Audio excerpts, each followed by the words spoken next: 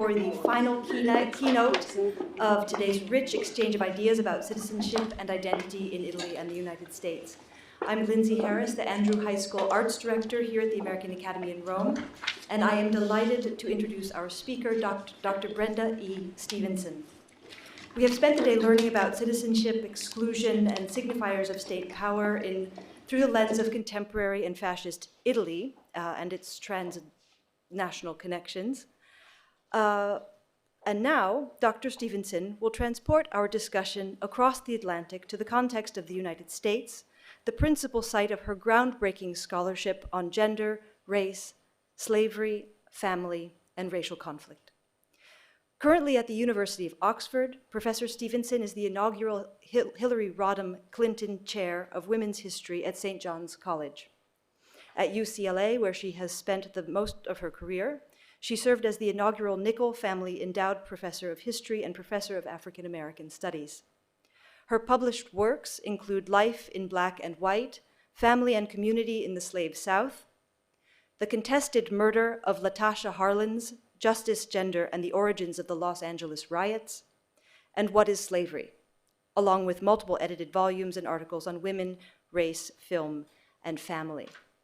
Her latest monograph, What Sorrows Labor in My Parents' Breast, A History of the Enslaved Black Family, will be published by Rowman Littlefield in April. So everybody stay tuned.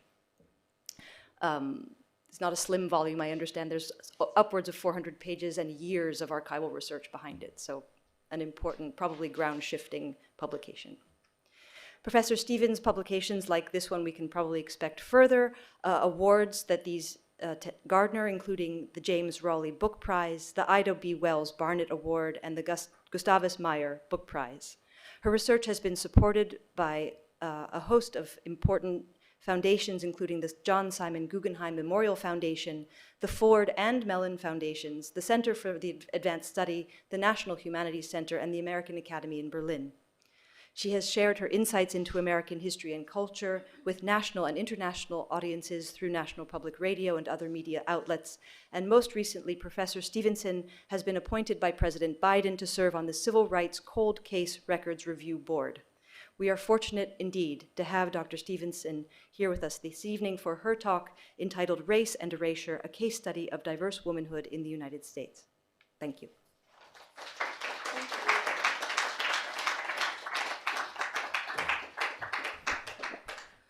Well, good evening, and thank you all for staying throughout this magnificent day of talks and discussion and food and beauty, of course. It's an honor to be here. I've never been to the American Academy in Rome before, and it is, as you all know, as we all know, spectacular and wonderful. And so I'm very thankful for Professor Marla Stone for inviting me, and also for everyone who's been associated with this conference, Citizenship and Identity in Italy and the U.S., Contestations and Struggle. I would like to thank God for whom all my blessings flow. Okay, this evening I will talk about race, gender, and citizenship in the United States. Race is the defining characteristics in the lives of citizens in the United States, as it is in much of the Western world. No one can deny, of course, the importance of gender, age, social class, sexual orientation, immigration status, and culture and residence of any modern-day nation. Yet the social construct of race has historically and continuously defined one's place in the U.S.'s social hierarchy, and with that, determined the quality of one's citizenship. While some declared the early 21st century as the dawn of post-racial America, how long ago was that?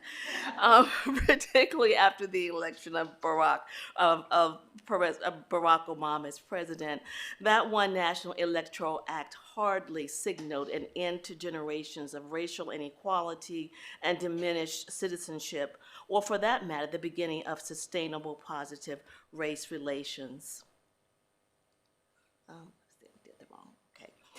It was under the Obama administration, after all, that the National Activist Front, Black Lives Matter, formed to combat police brutality and judiciary discrimination aimed at young Black men and women. The Obama administration also did not bring any significant relief to Black Americans struggling from homelessness, joblessness, poor public schooling, disfranchisement, or negative stereotyped depictions in the media and other public venues. Indeed, while in office, President Obama, as well as his spouse and children too, suffered from racist imaging in the media both at home and abroad. As you see here, this picture of Michelle Obama depicted as an enslaved woman. And death threats against President Obama were at times 400% greater than they had been for his predecessor, President George W. Bush.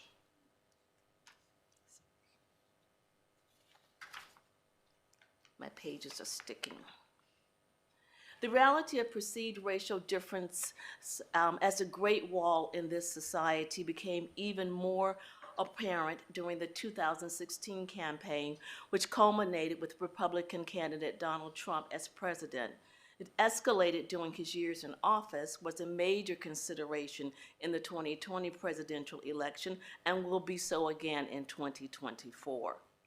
No group of U.S. citizens has been more negatively impacted by race than persons of African descent. The year 2019 marked the 400th anniversary of the arrival of the first African servants and enslaved people in what was colonial British North America.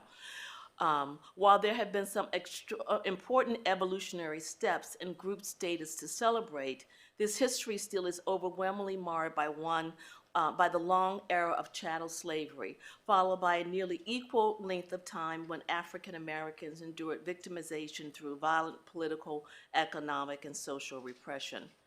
Unrelenting Black resistance efforts and unbending push for freedom and equality notwithstanding, systemic racism harms the citizenship status in multiple and significant ways for people of color in the United States, particularly those of African descent. As such, the United Nations Working Group of Experts on People of African Descent concluded in 2016 that the U.S. had not accepted its history of, quote unquote, racial terrorism and its lingering impact on its Black citizens, recommending African American reparations.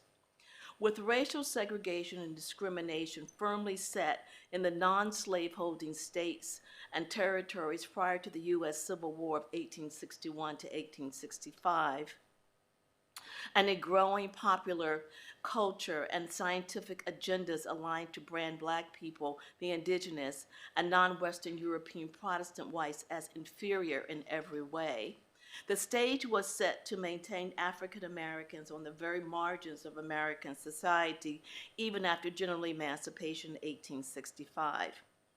Even though a radical Republican Party was able to push through Reconstruction-era constitutional amendments that generally ended slavery, the 13th Amendment, established Black citizenship and equality before the law, the 14th Amendment, and expanded the franchise to adult Black male voters, the 15th Amendment, these constitutional committees were commitments were never fully implemented, and Black citizenship never completely realized.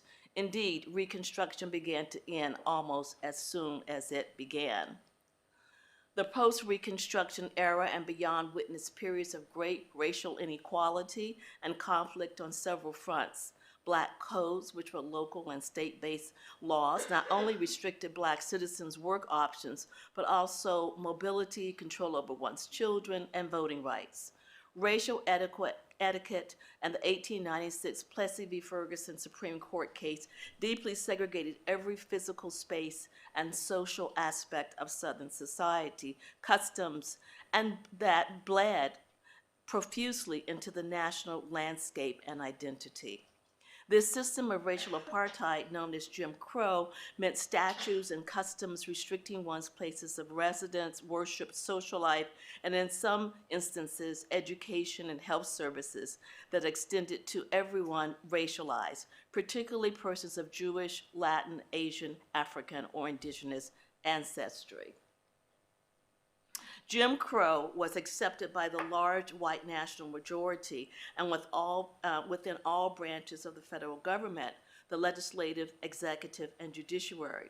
which it either turned a blind eye to its broad implications of inequality or openly supported it, most egregiously refusing to comprehensively address the absolute terror that white citizens imposed on black citizens, manifest in almost 5,000 known lynchings, multiple race massacres, and other genocidal events. And where do you think this picture is taken? Most people would say the American South, but this is a picture of the KKK from Los Angeles.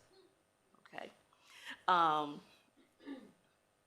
Destruction of black property, arson, rape, legal lynchings, forced exiles, along with, of course, the virtual exclusion of the black man's, and then later after 1920, woman's vote in the southern states until the civil rights legislation of the mid-1960s. All crimes that were very rarely prosecuted and even more rarely where defendants were found guilty. Fast forward through the civil rights movements to the end of the 20th century. Much changed for the better, particularly legislatively. Still, the treatment of black citizens under the law and by law enforcement was not the same treatment of white citizens. There were and still are a plethora of inequalities played out across public and private landscapes daily that black citizens endure. It is little wonder that when speaking of the relative quality of their citizenship, black citizens in the United States repeatedly return to their status vis-a-vis the nation's judicial and criminal justice system, all layers of it. Today I will talk about one case of judicial inequality or perceived inequality that came at the intersection of race, gender, generation, and class. It is the case of the people of California versus Soon Ja Du. On the unseasonably cool, damp Saturday of March 16, 1991, at approximately 9:35 a.m., 15-year-old Latasha Harlins walked into the Empire Liquor Market located at 9172 South Figueroa Street in South Central Los Angeles. Within the course of 5 short minutes, she lay lying in front of the store's counter, bleeding out from a single close-range gunshot wound to the back of her head. 2 neighborhood children scampered away from the store in horror. The shop owner's wife, Soon Ja Du, sat crouched on top of the counter, trying to see where Harlins had fallen. The middle-aged woman's face already was beginning to swell and discolor from the brief but violent struggle between the two that began when the storekeeper accused her young customer of trying to steal a bottle of orange juice that cost $1.79. The Empire Liquor Market was virtually empty that Saturday morning before Latasha entered, except for the Korean shopkeeper's wife, you can see her here, who was behind the counter. We opened the store around 8. Soon Ja Du began her testimony about the fateful events of that day. At this time, as the time approached 10 a.m., 2 customers came up to the counter to pay for their items. All of the activity in the store was being captured on a video camera. Soon Ja Du watched her customers carefully through mounted security mirrors for signs of stealing. By the time the police arrived on the scene some 20 minutes later, Soon Ja Du's and Latasha Harlins' lives had changed forever. The shopkeeper appeared to have collapsed on top of the checkout counter, and of course, on the floor beneath her was Latasha Harlins. The decedent, Latasha Harlins, the autopsy report read, quote, died as a result of having sustained a gunshot wound to the back of the head. The entry wound was 2 3/4 inches below the top of the head. The exit wound is 1.5 inch from the midline of the back of the head. On that day, that black female teenager became part of a gruesome national statistic. 23.5% of homicide victims in 1991 were female, and about 10 African American girls about Latasha's age out of every 100,000 were killed that year. The police found the $2 bills meant to pay for the Jews crumpled in Latasha's hand. The elastic band of the UCLA Bruins cap she had on that morning broke when the bullet passed through it. Paramedics ripped open the front of Latasha's multicolored blouse, searching for a heartbeat. Blood seeping from her head stained the back of her shirt and jacket, eventually reaching her blue pants. Blouse, pants, cap, seemingly ordinary clothing for a teenage girl worn on a casual Saturday morning. But on that day, the ordinary became extraordinary because store owner Sunja Du testified that her son Joseph had told her about people who wore clothes like Latasha's, like these clothes. They were gang members and dangerous. Latasha's clothes, her age, and the color of her skin made her, in Du's estimation, an other who was to be feared. Sunja Du's perception of Latasha Hollins as a racial or ethnic stranger, as it were, also resonates with national homicide statistics. 3 out of 10 stranger homicides in that year were interracial, and most were stranger homicides that involved a gun. Some months after Sunja Du had been found guilty of voluntary manslaughter in the death of Latasha Hollins, Judge Joyce Carlin began her sentencing statement before a packed courtroom, and I quote, "Does society need Mrs. Du to be incarcerated in order to be protected? I think not. Is the defendant a danger to society? I think not. Is state prison needed in order to encourage the defendant to lead a law-abiding life or isolate her so that she cannot commit other crimes? I think not." The judge's introductory remarks were enough to signal to the Hollins family and the Black community that Judge Carlin was not going to honor their wishes or that of the probation officer who had recommended that Du serve the maximum time of 16 years in prison for the crime. In fact, this judge was not going to order any prison time. Instead, Judge Carlin ordered that Sunja Du receive a suspended 10-year term in the state penitentiary, 5 years probation, 400 hours of community service, a $500 fine, and the cost of Latasha Hollins' funeral and medical expenses. Judge Carlin, ironically, added that she hoped that the case of the People versus Du would serve as a basis for a healing dialogue between the Black and Korean communities in Los Angeles. Quote, "Latasha Hollins' death should be remembered as a catalyst that must force members of the African American and Korean communities to confront an intolerable situation by the creating of solutions, and by creating solutions, hopefully a better understanding and acceptance can result so that similar tragedies will never be repeated." Embedded as culture is within the layered constructs of other socially significant variables and characteristics, it is sometimes especially difficult to assign what impact it has or had on the ways in which women interact with each other formally or informally. It is clear, for example, that the U.S. judiciary system has a cultural foundation rooted in Western ideals, philosophies, and conventions, including gender conventions. As such, one might imagine that a person's place and treatment in this system would depend in part on one's gendered and racial relationships to Western, that's European and U.S., patriarchal cultures. Were the actions of these 3 females, singularly or in relationship to each other, affected by their obvious different racial or cultural backgrounds, or by their gender? Questioning justice, of course, is a right any American citizen should be able to exercise.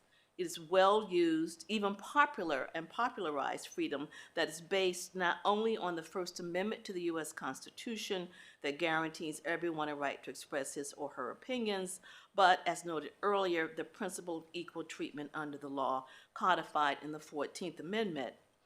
Indeed, questioning justice has evolved into something of a fine art in the Black community. Given the circumstances of this case in which a Black youth was harmed, it is not surprising that the African American community was the most vocal in their challenges to various decisions made in almost every phase of the case's development, presentation, and conclusion. Many, of course, believe that the judicial outcome of the criminal case against Sunja Du was predictable. That faction of the African American community, having a general sense of a group history of second-class citizenship, fueled by events during their lifetimes and those passed orally down through the generations, anticipated that there would be little justice to be had. Still, others in the community insisting on their citizenship rights, invested mightily in the legal avenues that they hoped would lead to an equitable ending. While Black community activists rendered the most vocal opposition to Judge Carlin's sentencing decisions, they were joined by an array of other political and social leaders. Even members of the Korean American community spoke against it. Some Justice K.W. Lee, who was editor of the English version of the Korea Times, wrote, insisting that he spoke for many other Korean and Korean American residents, quote, "Not one day in jail for taking a human life, in stark contrast to her fellow Korean immigrant, Brenda E, who was given 30 days in county jail for abusing his dog." This is the dog. Editor Lee's referral to the case of 26-year-old Brenda E, who had been convicted of physically abusing his 8-month-old Cocker Spaniel, name is Baby, was one that was repeatedly referenced in relationship to the Soon Ja-do sentencing. The idea that one Korean residing in LA could be sentenced to a month in jail for hurting a dog, but that another, Soon Ja-do, did not receive any prison time when found guilty of the murder of a 15-year-old African-American girl was proof, many said, that Los Angeles and the nation's criminal justice system was completely biased against African-American citizens, even women and children. And it was not just that the dog Baby was protected through the justice system. Well-wishers poured their hearts out in newspapers with cards and donations that totaled well past $10,000 for Baby.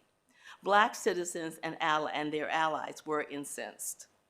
Herschel Hunt, like many of other local citizens, could not get past the image that a dog's life seemed to be more valued and protected in the justice system than a Black girl's life. Quote, "I have been trying to understand the judge's decision to give Soon Ja-do probation in the murder trial of a Black teenager, LaTosha Harlins," Hunt wrote in a letter to the editor of the Los Angeles Sentinel. Quote, "I have followed the trial very carefully over the last several weeks. I have also followed a trial in Orange County where a white teenager accidentally shot and killed another white teenager at a senior prom party. In that case, the judge handed down the maximum sentence of 17 years in prison.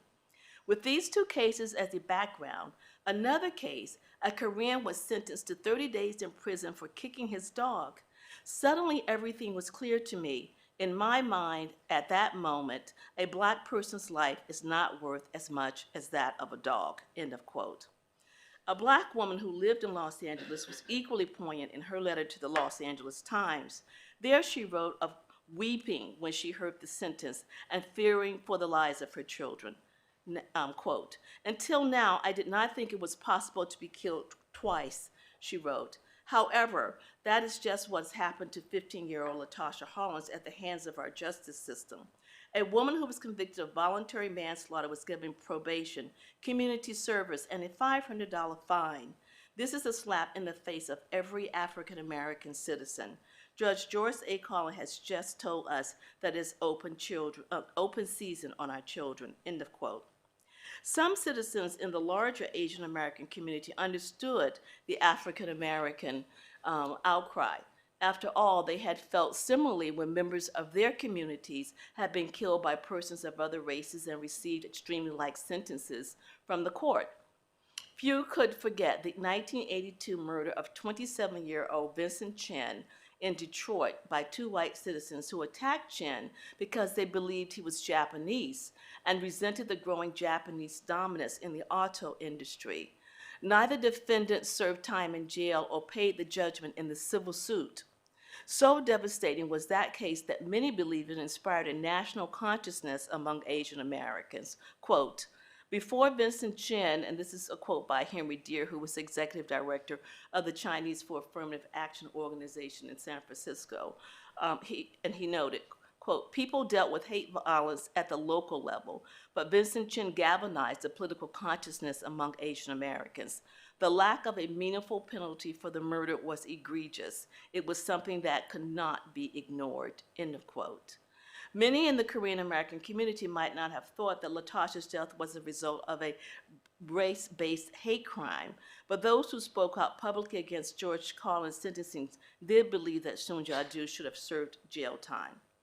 Yang Kim, the president of the National Korean Americans Grocers Association, for example, was quick to reiterate the cultural differences between African Americans and Korean Americans, but then went on to propose that Latasha's shooting was a, quote, isolated incident without racial overtones, end of quote. But there was no convincing Black citizens otherwise. Joseph Duff of the local NAACP quite pointedly asserted the issue of race. Quote, I think one cannot ignore, he said, the racial aspects of the incident, end of quote. Despite statistics culled from the sentencing records in Los Angeles County for 1990 that indicated that every person convicted of a similar charge as Mrs. Du had received some jail time, the California Second District Court of Appeals unanimously upheld Judge Carlin's sentencing of Soon Ja-do, citing the judge's right to exercise broad discretion in sentencing. And while the Los Angeles County Bar Association's Judicial Evaluation Committee gave Carlin only a qualified rating, not the usually very qualified stamp of approval at the time of re-election, another branch of the bar, the Los Angeles County Bar Association's Criminal Justice Section, that year awarded Judge Carlin the, quote, Trial Judge of the Year title, and Charles Lloyd, who was Soon Ja-do's attorney, the Trial Attorney of the Year title, in a clear statement of support for their part in the Du sentencing. The lives and experiences of Judge Joyce Carlin, Soon Ja-do, and Latasha Harlins depict a complex of hierarchies that traditionally or historically have privileged some citizens at the expense of others. Indeed, in an urban arena such as Los Angeles, purportedly the most culturally diverse city in the United States at that time, and perhaps even more so now, racial ethnicity, class, cultural, generational, and gender diversity has meant an unequal distribution of resources and power, deeply affecting the quality of a citizen's life experiences and expectations. It can also immensely affect the quality of a citizen's treatment in the criminal justice system. The case of the people of California versus Soon Ja-do holds important symbolic and real implication for one's understanding of a racialized female citizenship and identity, for social status and relationships in the late 20th century U.S. society, particularly their relationships to power and their use of power in relation to one another. As a wealthy, relatively young European-American Jewish judge, Joyce Carlin certainly sat at the pinnacle of the hierarchies located within this case. She had the racial and cultural affiliations, the class status, the education, and the occupation to place her in the position literally to judge two females whose lives, communities, cultures, and citizenship privileges were very different from hers. Once a jury of Soon Ja-do's peers returned a guilty verdict for voluntary manslaughter, Judge Carlin had the state's relegated authority to render justice in the form of sentencing the defendant. Now, several relevant questions emerged from this scenario, two of them addressed here. What were the underlying influences weighing on Judge Carlin's sentencing of Du, and how, if at all, did they relate to issues of race, ethnicity, gender, class, generation, and citizenship value?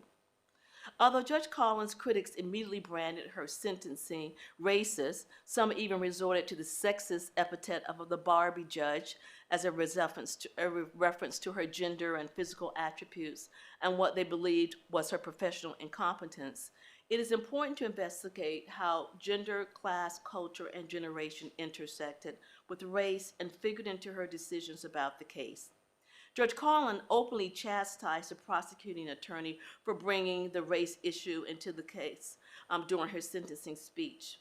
Quote, "It is not a time for rhetoric to suggest that any sentence that this court might give results in the conclusion that young Black children don't receive full protection of the law. I'm sorry, that is dangerous rhetoric and that is unjustified," end of quote.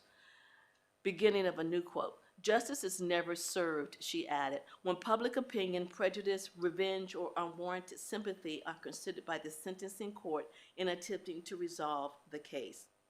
As far as Judge Carlin was concerned, she had clear, legally established reasons to place Soon Ja-doo on probation, and none of them had to do with race, or for that matter, gender or class. The judge's sentencing statement, however, along with a newspaper interview that she gave after the case was terminated, suggests otherwise. They indicate that Carlin was influenced by these factors in determining Doo's basic character, potential criminality, and value as a citizen. These traits also distinguish the ways in which Judge Carlin perceived Soon Ja-doo's actions vis-a-vis Latasha Harlins and the manner in which she regarded Latasha's character, her actions vis-a-vis Doo, and her value as a citizen. Judge Carlin explained, for example, that Soon Ja-doo's, quote, vulnerability and, quote, victimization helped to shape her decision not to send her to jail. When one investigates why the judge viewed Doo, rather than Harlins, the descendant, as the vulnerable victim, her perceptions of the difference between Doo and Harlins surface. In an interview in March 1991, Judge Carlin entertained questions about victims' rights.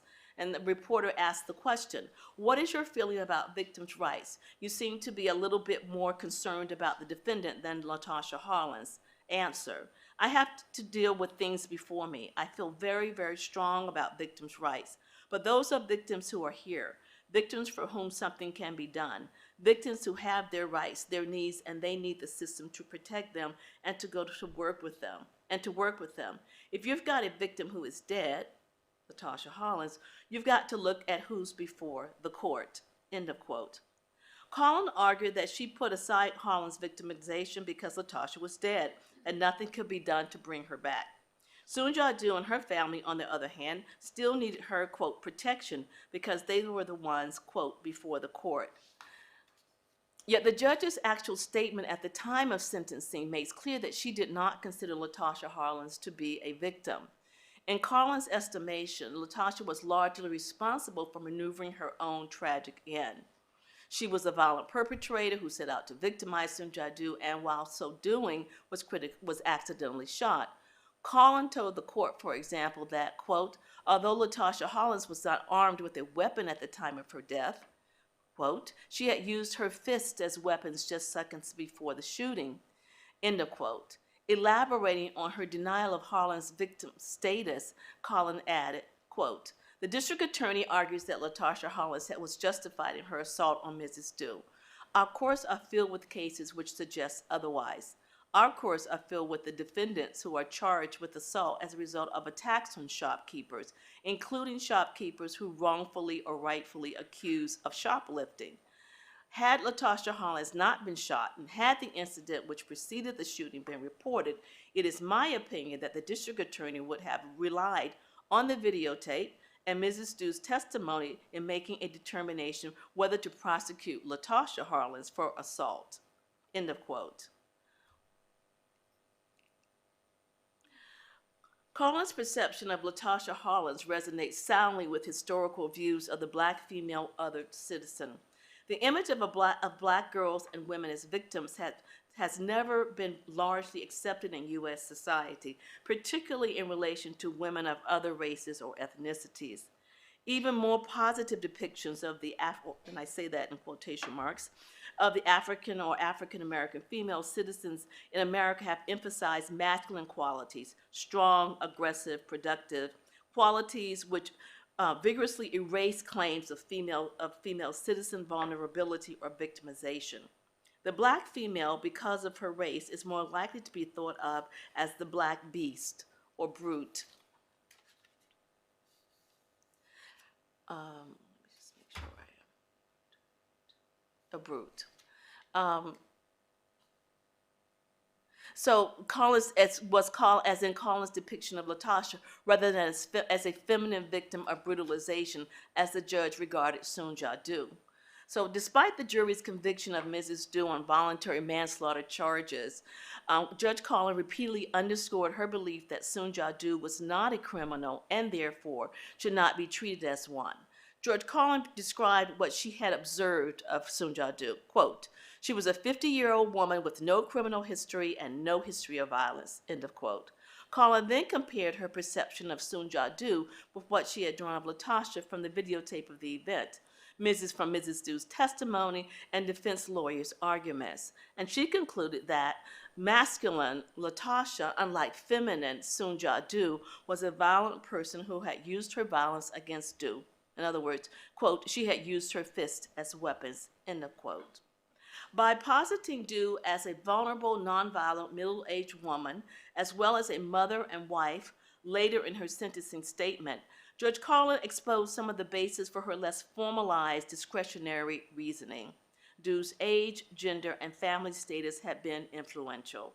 These traits helped to convince Judge Carlin that Sunja-do was more victim than criminal. Latasha Harlan's youthful age and physicality, on the other hand, helped Du and her defense attorneys to convince Judge Carlin that the 15-year-old was more criminal than victim. During the trial, for example, the defense insisted on entering Latasha's height and weight into the official court record. Sunja-do was considerably shorter and weighed less than Harlan's. Du's attorney succeeded then, in the judge's estimation, in proving that Latasha's general physical advantage, due to her age and size, contributed to Du's victimization. So too did the defense team's intimation that Latasha was accustomed to fighting while Du was not, portraying Latasha Harlins as a young, violent batterer and Sunja-do as the battered, older female victim. Du's defense attorneys, in fact, used Harlan's youth and her muscular build to reverse Latasha's gender, from that of a girl to that of a guy, from a female, the traditional vulnerable victim, to a male, the traditional violent assailant. In his summation, for example, a defense attorney pushed Sunja-do's defense motive, quote, "Why did Du take the gun when she went down? Because she's in fear of her life. Thought the girl was going to kill her if the girl punched her 2 more times. Well, you might say, I can take a couple of punches. Well, maybe the average person can. But you have to look at how hard this young lady punched Mrs. Du. And you have to look at the age of Mrs. Du, 49. Wow, really old. How small Mrs. Du is and what was going through her mind at that time. I mean, this young lady then punched like a 15-year-old girl. Take a look at her knuckles. She punched awfully hard, possibly as tough as any guy at that same age."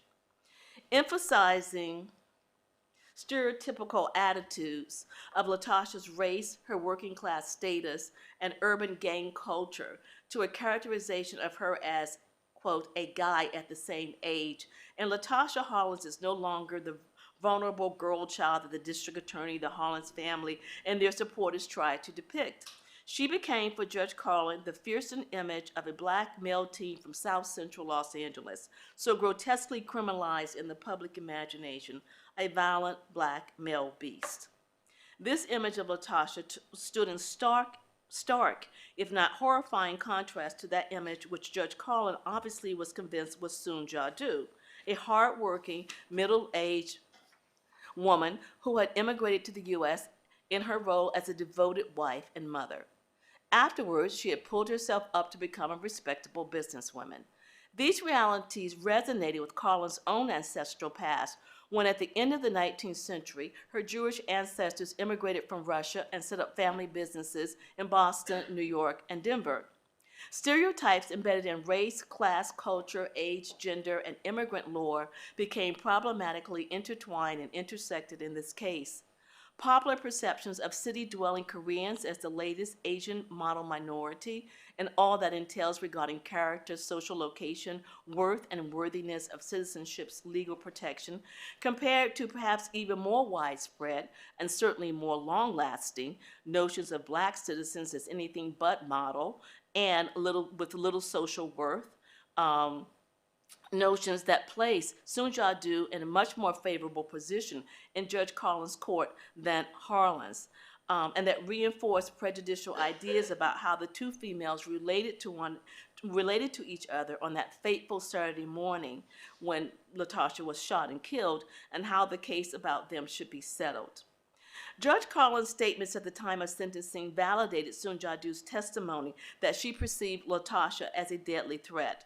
Like Doo, Collins was not able to distinguish Latasha Hollins from black male gang members who had been harassing the Doo family. Such conclusions regarding black citizens in the courts, legal scholar Cynthia Lee notes, is not unusual because blacks are viewed stereotypically as criminals. This black as criminal image allows the court to view a black victim as actually the criminal and, to quote, to more readily believe the defendant's claim that he honestly and reasonably believed he needed to act in self-defense, end of quote. This popular trope, Lee adds, is not relegated to black men alone because, quote, black women are also subject to the black as criminal stereotype, end of quote.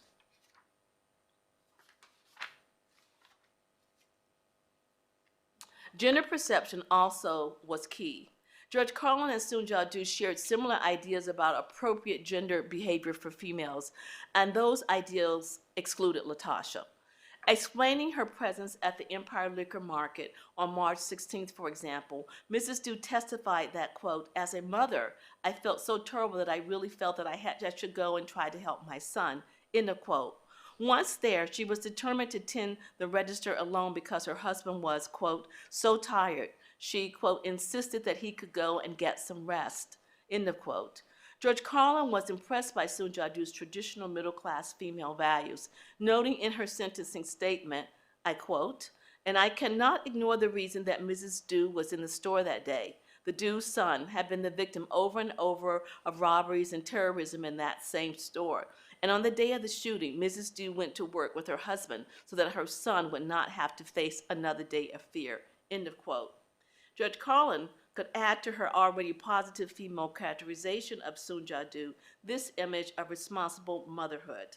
Collins felt a connection with Doo as a woman that she never felt with Latasha, the single teen. Judge Collins could not envision Latasha Hollins as more than someone who acted like a violent, quote-unquote, gang member. Quote, Mrs. Doo had led a crime-free life until the day that Latasha Hollins walked into her store, Judge Collins concluded on her assessment of the two females. Indeed, some legal experts argue that stereotypes about females often play heavily in every aspect of legal cases that involve them. Elizabeth Stanko, for example, asserts that, quote, stereotypical assumptions about women in general and about their behavior as victims and complainants play a considerable role in the screening of felony arrest, end of quotes. In Judge Collins' estimation, Latasha Hollins' action had caused the shopkeeper to fall from her lofty status as a model minority member citizen and a woman of middle-class respectability. Collins used her sentencing to right this wrong. The district attorney, on the other hand, argued with mixed results to convince the court of Sunja-Doo's guilt and Latasha Hollins' psychological and physical victimization at the hand of Sunja-Doo.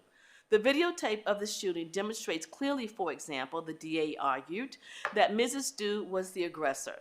As Latasha approached the counter, the shopkeeper immediately accused her of stealing, psychological assault based on racial profiling. Mrs. Doo also was the first to initiate a physical assault, the prosecuting attorney reiterated, forcefully grabbing Latasha Hollins' jacket as she stood in front of the counter and refusing after the girl asked her to let go of it, as she tried to dislodge a backpack from Latasha's shoulders. In order to counter the defense's argument that Sunja-Doo acted out of a context of urban black terror, the prosecution had to explain that Latasha acted out of a context of Korean shopkeeper persecution. It might have been useful for the DA to call witnesses who could attest to the Doo's family history of abuse and of its customers via racial, class, and generational profiling, practices that resulted in documented hostility. The prosecution also had to make a case for Latasha's worth, humanity, and vulnerability that would counter the defense's image of her as a black beast or brute. The image of LaTosha that emphasized tragic hardships or her admirable dreams and dedication to her young siblings, her love for her grandmother, and personal accomplishments, was a testimony that family members and that the justice and their justice committee, which they put together, often took to public rallies and to journalists. But it was a testimony largely absent in the courtroom, since the district attorney called no trial witnesses that could attest to these aspects of LaTosha's life, not her friends, not her teachers, not her fellow church members, or other family members. Not surprisingly, the Hollins family won the image war on the street, but Soon Ja Du's defense team won the judge to their side. Indeed, Judge Collins stood by her sentence of due. She never publicly repealed her decision in spite of the outcry, violence, and devastation directly linked to it. To the contrary, she has repeatedly upheld it. In August of 1892, for example, Judge Collins, in an appearance as a guest speaker at the Koreatown Rotary Club in Los Angeles, reiterated her belief that her sentencing was fair and, not coincidentally, that she supported the Simi Valley verdict in the Rodney King incident. Like so many who had taken to the streets to declare no justice, no peace, in April of 1992, spawning the deadliest and costliest race riot in U.S. history, Judge Collins also understood that the question of justice in LaTosha's contested murder linked this case to that of Rodney King. Even after the 1992 riots, rebellions, uprisings, the Harlins family directed Justice Committee moved forward to pursue LaTosha's rights as a murdered citizen, but to no avail. They lost their effort to have Judge Collins sanctioned for racism. They failed to have her defeated in the June 1992 election. Collins went on to serve as Superior Court judge for another 5 years. The city of Manhattan Beach, which is where she resided, later elected her to their council, where she served as mayor for 2 terms. The Justice Committee did not succeed in their attempts to have the Justice Department indict Soon Ja Du for violation of LaTosha's Harlan's civil rights. The federal government never filed any charges against the convicted felon. The Justice Committee managed to block Du's petition to visit Korea while on probation, but by 1997, she was free to go wherever she pleased. LaTosha's supporters lost as well their effort to buy the Empire Liquor Market, the site of her murder, and have it turned into a community center that would honor the fallen teen's memory. They could not afford the asking price. The store was left empty for years because it became a local eyesore frequented by, quote, drug dealers, prostitutes, and vagrants, end of quote, and purportedly was foreclosed on by the California Korean Bank.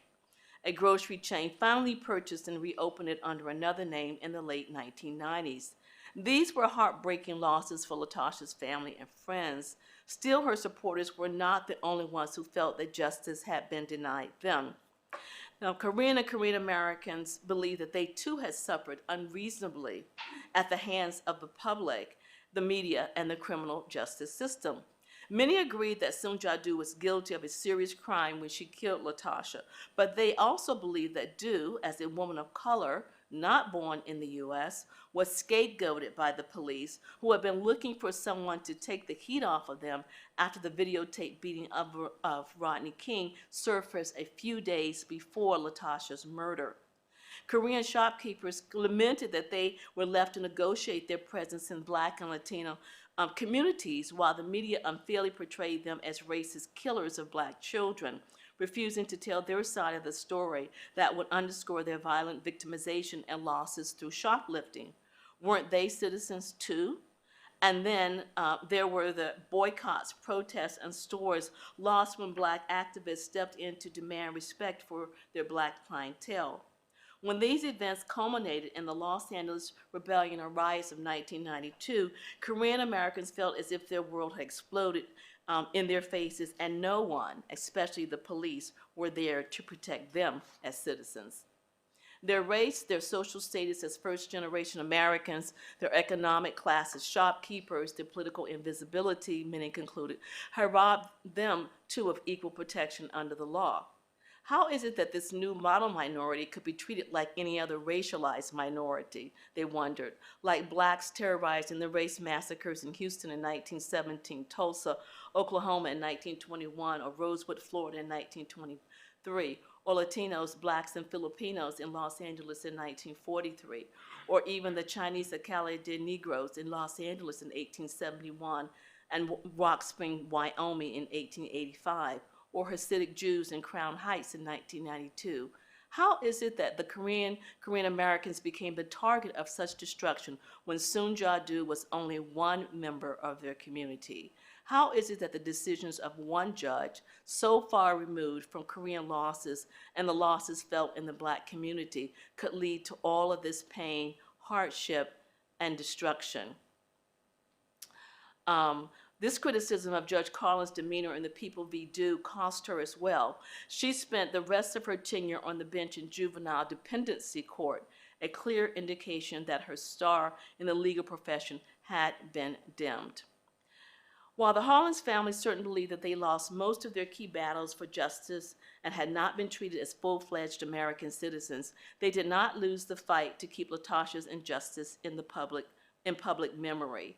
30 years after the 1992 riots or uprising, people still remembered. Latasha Hollins is remembered in an Oscar-nominated short documentary, a local mural, popular song, theater pieces, a Facebook page, Twitter, blogs, and editorials, and books and articles in scholarly law, history, sociology, and anthropology journals, and also in the Black Lives Matter movement, too. She is remembered in neighborhood chats. The day before the 20th anniversary, I walked into a popular bookstore in Leimert Park, the Black Cultural Center of South Los Angeles, to get a copy of Rodney King's new book, The Riot Inside. The man behind the counter pointed to a copy and then said quickly to me, and definitively, quote, "As far as I am concerned, the riots were more about Latasha Hollins than Rodney King. I mean, a black child walks into a store with money in her hand to buy some orange juice, is shot in the back of the head by the store's owner. The jury finds her guilty, and the woman who shot her deserves no jail time? Come on." Latasha is remembered every time a young person of color is killed, and there are so many of those times, and their communities feel that justice is not rendered. There are too many citizens to list. Thank you.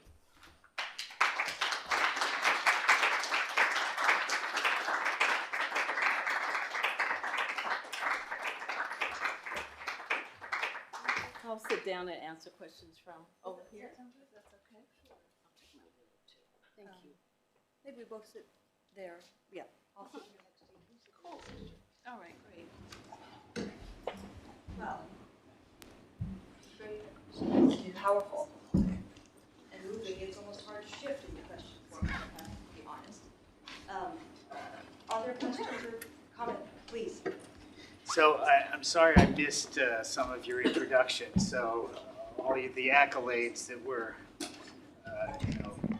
told about you, I may have missed something, but there seems to have been something about you're going to be a participant in a presidential commission on civil rights cold cases. Is that correct?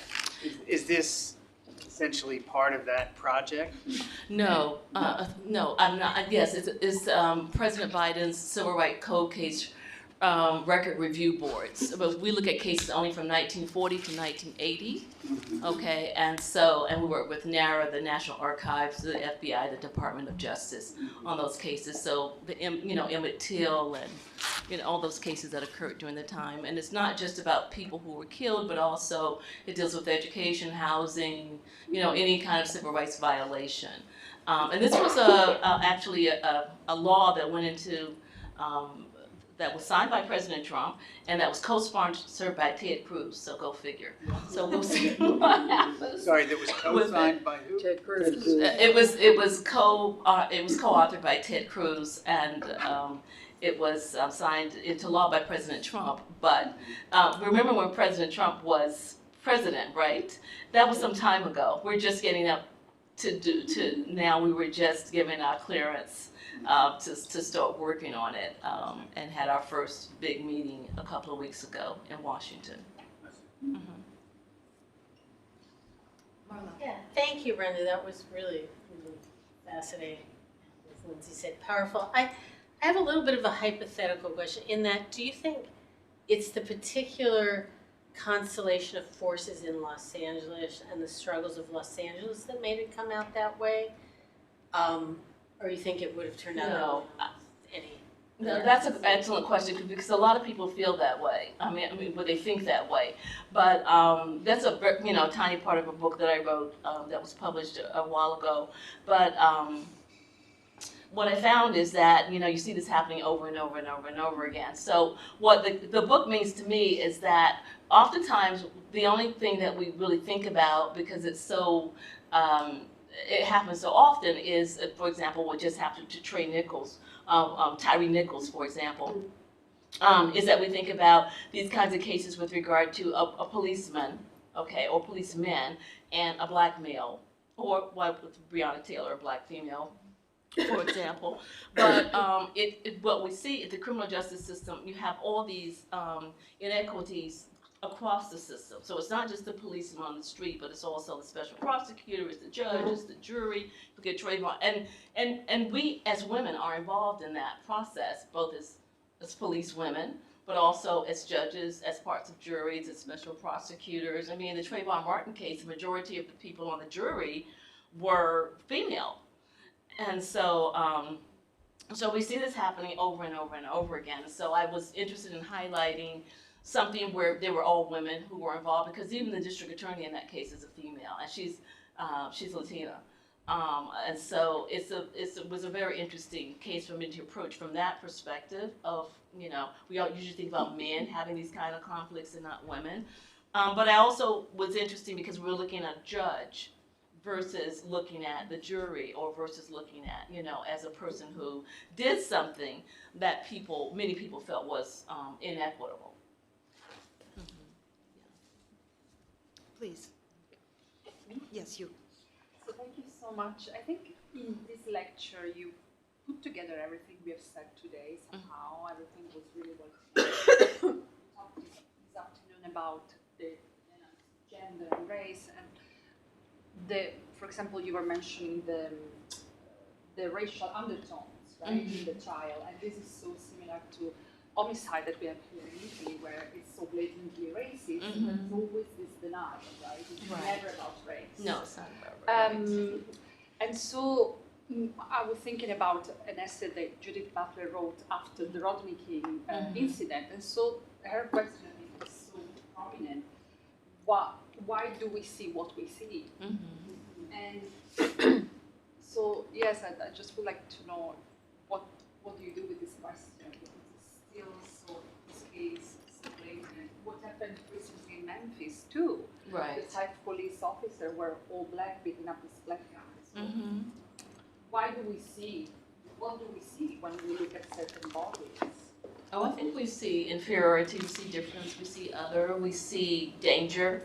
I mean, most of the people, immediately the people that we think about who, like Trayvon Martin, for example, or George Brown, or Michael Brown, or all these other people that we can think of. People are fearful, but they also see are fearful of people. Rodney King, everybody will say, "Oh, I'm afraid, I'm afraid, I'm afraid," and we buy into that because would I be afraid? And people say, yeah, maybe I would be afraid or whatever, but. So I think that's what we see. I think we see difference, and that difference means that we are we fear something that's different. But we have a long history of racism in our country that's impacted lots of people. Not just Black people, but indigenous people and immigrant people from all over the place.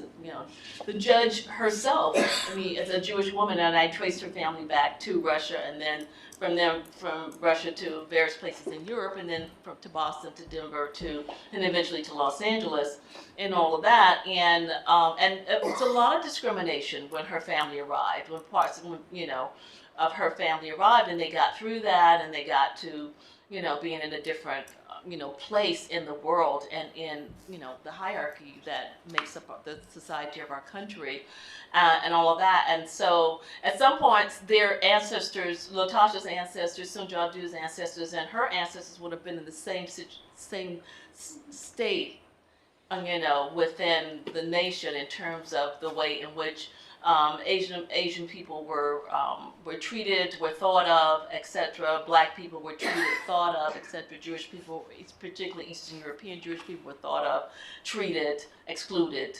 criminalized, etc., etc. But when we get to this particular case, there is a hierarchy in place that does not speak to that ancestral past and commonality, and I think that that's what we see going on with lots of people. A lot of people don't know their past history. I mean, whether or not you're Irish, whether or not you're Italian, whether or not you're Polish, all of these people have been, racialized in the United States, have been criminalized in the United States, and find themselves at different positions in the society right now. Yeah. Preeti, you had a question. Thank you for your richly textured account of this. I have a different kind of a question, if you're willing to answer, but if I heard correctly, you have the Hillary Clinton chair, is that? I do. So I wondered if you want to talk a bit about that. I mean, Bill Clinton saw himself as the first Black president. He also had the 3 strikes and you're out, and so he actually incarcerated so many young people and many African Americans. Hillary Clinton herself said some really problematic things, and African American activists did call her up on that. So I wonder if you could, within what is diplomatically okay, say some of your thoughts about occupying this position. Well, I think that, thank you for that question.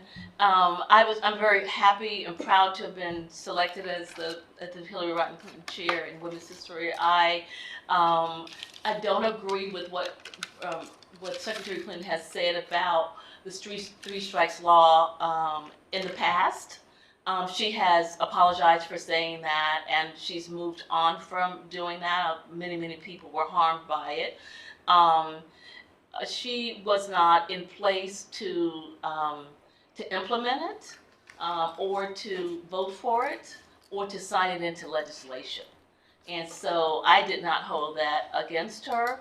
Many people in the country at that time really believed in 3 strikes. They don't believe in it anymore because it's proven to be, a horror. But I supported Hillary when she ran for president, and I think she should have been elected as president. I think she has more experience in government than practically anyone except for President Biden. And so I was very glad to and honored actually to have a chair at Oxford in her name. And so that's how I felt about that. Yes, Hi. Sarah. Excuse me. Thank you very much for your talk. I'm looking here at the picture, just like of a child, and you spoke a little bit about how depictions in media of like Black children or Black youth, how that can kind of contribute to sort of like racist views that people have. And I'm wondering, have you seen, sort of with that in mind, any changes since like? No. Has anything changed for the No. better or no? And maybe why aren't we getting that? Because I'm thinking, I have 2 young kids, and I'm thinking about how if you have to selectively watch or read, but you can get books or shows that show children of many different colors and backgrounds, but then it's like, it seems to drop off. Like once we hit teenage, I don't control that anymore. And if I'm hearing you say like nothing's changed, why do you think that is, I guess? Well, I mean, children get to be thought of, first of all, Black children rarely get to be thought of as children. Black children are much more likely to be thought of as adults. If you see Black children who are involved in serious crimes, then they are tried as adults much more likely than anybody else. They are arrested much more than any other group of people, of children who are arrested. They are sent home from school, banned from schools, sent home, put on juvenile delinquents, given longer periods of time out of school, etc., tied up in school. All of these kinds of things happen. I was going to end my talk with this, and I can't even remember her name now, but it was in the news a couple of weeks. I'm a Yale alumni, so I read the Yale alumni newspaper, and you saw the story, right?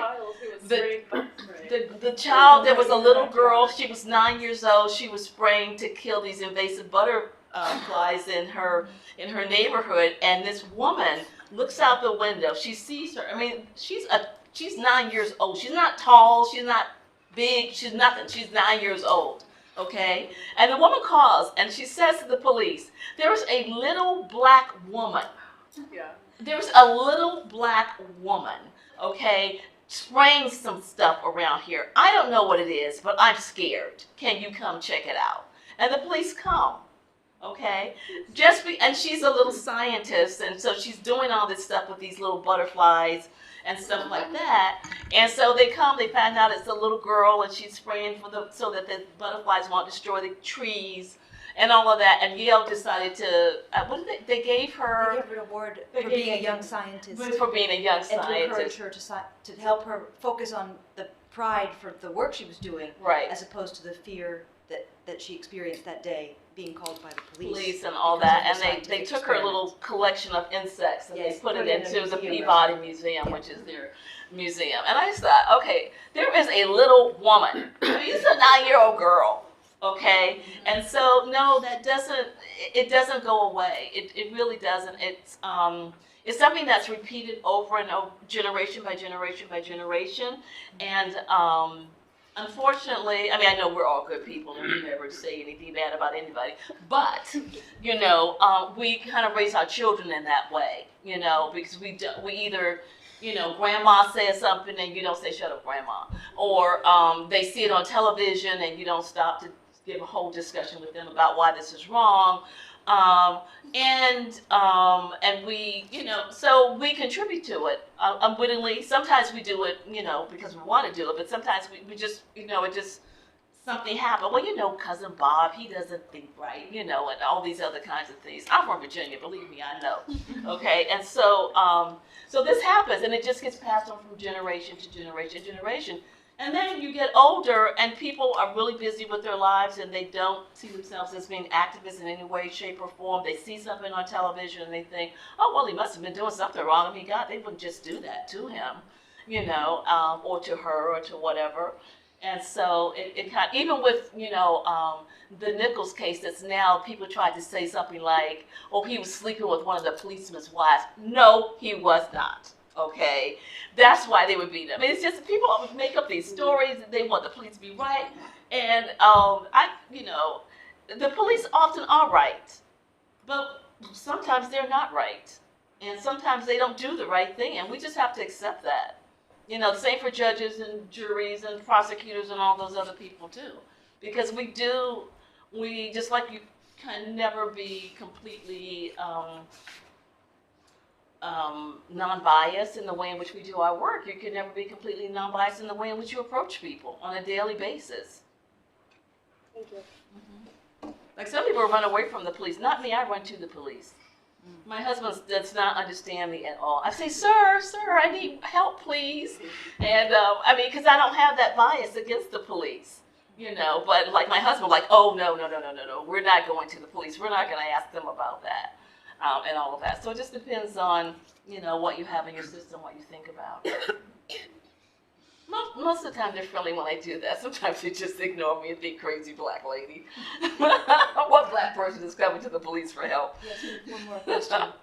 Thank you for that illuminating talk. I wondered whether you think under the circumstances there's too much discretion on the part of judges, because it seems to me that in this particular case, giving the judge the benefit of the doubt, what you said, ironically, the judge thought that by making a decision like this, that maybe there could begin some healing, when in fact, the other decision may have begun some healing. Mm-hmm. So the judge made a bad call, and we can speculate about exactly what it was that led them, but in one way or another, it seems like in some ways they're transcending their role, whether they decide they're going to fix it one way, fix society one way, or fix society another way. when in fact it really is about an individual case. So does this kind of discretion end up then potentially being problematic? For instance, a sentence that you get a guilty plea and you say, okay, the sentence has to fall within this particular parameters, right, and keep them narrow and just decrease the amount of discretion. What do you think about that? Well, I do think that having sentencing guidelines is really very important. I think that we, the tighter the sentencing guidelines, probably the less discrimination you'll find, because again, studies of sentencing for people of color, poor people, disabled people, etc., will indicate that those people get sentenced, and they actually go to trial, they go to court, and they get charged, and also they get longer sentences. So I think that having very strict sentencing guidelines is important. But the Court of Appeals also did the same thing. I mean, they said, oh, well, we don't want to undermine this judge's discretionary powers, and so in some ways they rubber stamped it by saying that too. But I do think having stricter sentencing guidelines is quite important. Yeah, and to indicate the thing is that the Court of Appeals said it was okay. Then the division of the Lawyers Association said it was, gave her a Trial Judge of the Year award.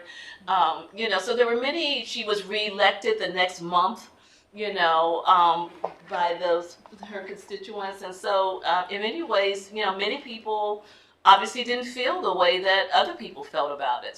Some people felt like you did the right thing. Although there were legal experts and things who said that she did not do it, but that didn't mean anything in the end. It didn't change anything. I just have one thought, and then we can turn to the reception. Brenda, there's so many things that came up in this, and I think the idea that we've been so focused on police reform or sheriff reform and haven't done the necessary reform at the level of the judiciary is like the core of the story. And then the inability, you were talking about seeing othering, it's also about the inability to connect. Like you said, she couldn't see Latasha Harlins as a child, but she could see Soon Jun-do as a peer. She could connect to that story. It's so fascinating, and it just really speaks to the inability to identify with Black people by some people, by this judge. Well, and particularly a Black person who's coming from a working class family, a family that's had difficulties with the law in the past, and living in South Central Los Angeles at the time. And the judge had been, when she was in the Justice Department, she had been in charge of the Southern Division, Southern California, in terms of drug prosecutions. And so I think that she probably had, some ideas about the kind of people who are involved in drug trafficking and, all that other kind of stuff too. And I did a lot of research into her background, and she was always, quite small, in terms of her stature. So when she, so I think she resonated with the fact that Soon Ja-do was a small person. She had been very bullied. She had skipped 2 years in school, and so she was young in her class, and she had been bullied in her classroom and all of that. And she was, just in terms of very removed from anything that would happen in South Central through her, her work in the Justice Department. Her father was the president of Warner Brothers International, and so her husband was a judge, so I just feel like, there were differences between the two, but the fact that Soon Ja-do's family had been immigrants, and that they had been shopkeepers, and that they had been abused as shopkeepers, and she had been bullied, and she was tiny, and all these other kind of things, I think at some gut level, and there were all other kinds of crazy things that were going on. That's one of the things, you look into a court case, and you see all this craziness that goes on in the court, and you think, what's going on here, but, if you talk to this attorney, they'll tell you this happened. If you talk to this attorney, they'll tell you that happened. There were just all kinds of weird things going on in the case, too. And I also think that she was scapegoated to take the case. because 4 people had turned it down before her. 4 judges just said, oh, no, no, no, no, no, no, no, no, no, no, no. I am not taking that case. You know, and one of them was Judge Ito. Oh, wow. Right, it was that time. So I think that this was her first case. This was her first case trial that as a new judge. So I think that, you know, that had to count for something as well. But politically, she was elected as a... She was appointed by the governor to replace someone, by a Republican governor to Oh, replace. she's She's a Republican. Republican. Everybody said no.